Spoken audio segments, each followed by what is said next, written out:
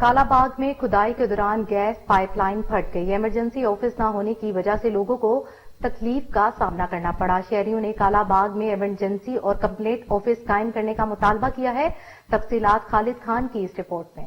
کالا باغ میں کھدائی کے دوران گیس پائپ لائن پھٹ گئی۔ کالا باغ میں ایمرجنسی آفس نہ ہونے کی وجہ سے لوگوں کو تکلیف کا سامنا کرنا پڑا۔ گیس کو مین وال سے بند کر دیا گیا اور شہر کی گیس منقطع ہو گئی۔ گیس کے پائپ کی مرمت میں کم و بیش 40 گھنٹے لگے۔ گیس نہ ہونے کی وجہ سے لوگوں کو کھانا اور ناشتہ تیار کرنے میں سخت مشکلات کا سامنا رہا۔ کچھ لوگوں نے لکڑی کا اہتمام کیا جبکہ بعض بچے بغیر ناشتہ کیے اسکولوں میں گئے۔ اسی طرح کافی افراد بغیر ناشتہ کیے اپنی ڈیوٹی اور کام پر گئے۔ کالا باغ میں کمپلینٹ یا ایمرجنسی آفس ہوتا تو لوگوں کو مشکلات کا سامنا نہ کرنا پڑتا۔ کالا باغ میں گیس کے ہزاروں کنیکشن ہیں لیکن ایمرجنسی آفس نہیں ہے۔ اسی طرح لوگوں کو گیس کے بلز کے حصول اور شکایات کے لیے مشکلات پیش آ رہی ہیں۔ لوگوں نے وزیر اعظم پاکستان اور دیگر متعلقہ اداروں سے مطالبہ کیا ہے کہ کالا باغ میں ایمرجنسی اور کمپلینٹ آفس قائم کیا جائے۔ کیمرہ ٹیم کے ساتھ خالد خان، کالا باغ۔